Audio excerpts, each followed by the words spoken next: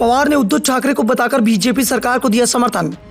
पवार की रणनीति से एमवीए में हलचल।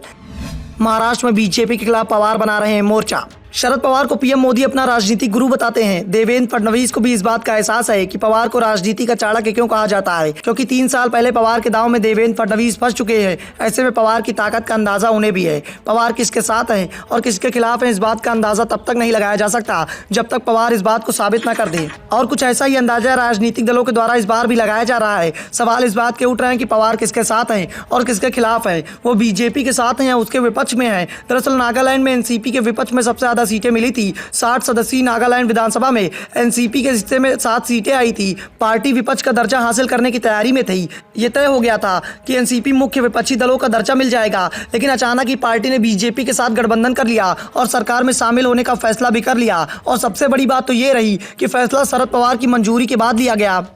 यानी महाराष्ट्र में शरद पवार बीजेपी विरोधी मोर्चे में है और नागालैंड में बीजेपी की सरकार का समर्थन कर रहे हैं। इसके बाद से ही ये सवाल तेज हो गए कि पवार के मन में क्या चल रहा है। नागालैंड की राजनीति को लेकर जब उद्धव ठाकरे ने भास्कर जाधव से सवाल कर दिया तो उन्होंने साफ कर दिया कि नागालैंड की जो राजनीति हो रही है उसके बारे में उन्हें कुछ भी नहीं पता। जो जानकारी हमें है वो हम बता सकते हैं। एमवीए की बैठक हुई जिसमें सभी दलों के बड़े बड़े नेता शामिल हुए और फैसला ये हुआ कि अप्रैल मई में एमवीए की संयुक्त रैलियां होंगी और लोकसभा चुनाव तक रैलियां चलती रहेंगी, जिसमें 3 पार्टियों के प्रमुख नेता शामिल होंगे। जाधव ने बताया कि महाराष्ट्र में एमवीए एकजुट है और एकजुट होकर ही चुनाव लड़ेगा। इसके बाद से सवाल उठने लगे हैं कि क्या उद्धव ठाकरे को पहले से ही पवार के कदम के बारे में जानकारी थी या फिर शरद पवार ने ये कदम बिना किसी की राय के उठा लिया था। जबकि इस बात का अंदाजा पवार को भी है कि बीजेपी गठबंधन के साथ देने पर महाराष्ट्र से सवाल जरूर उठेंगे। दावा इस बात का किया जा रहा है कि नागालैंड में एनसीपी विधायक दल की जब बैठक बुलाई गई थी तो विधायकों को विपक्ष में बैठने की तैयारी में थे। शरद पवार तक भी मैसेज जा चुका था कि पार्टी विधानसभा में विपक्ष में बैठेगी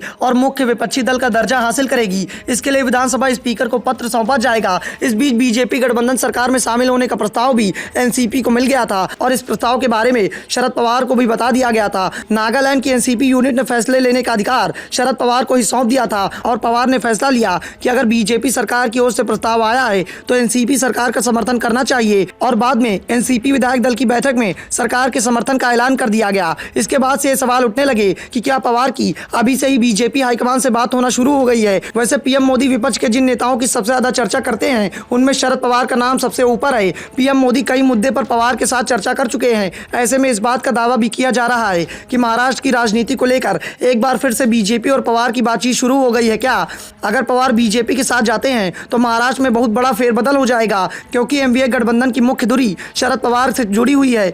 उनके एमवीए छोड़ते ही एमवीए समाप्त हो जाएगा। वैसे एनसीपी के नेताओं ने इस बात का दावा किया है कि इस तरह की बातें जो मीडिया में चल रही हैं उनमें कोई भी दम नहीं है। नागालैंड की स्थितियां अलग हैं, वहां पहले से ही सर्वदलीय सरकार रह चुकी है। ऐसे में नागालैंड की राजनीतिक परिस्थितियों को महाराष्ट्र से जोड़कर देखा नहीं जाना चाहिए। महाराष्ट्र में एमवीए पूरी तरह से एकजुट है और एक साथ मिलकर ही चुनाव लड़ेगा।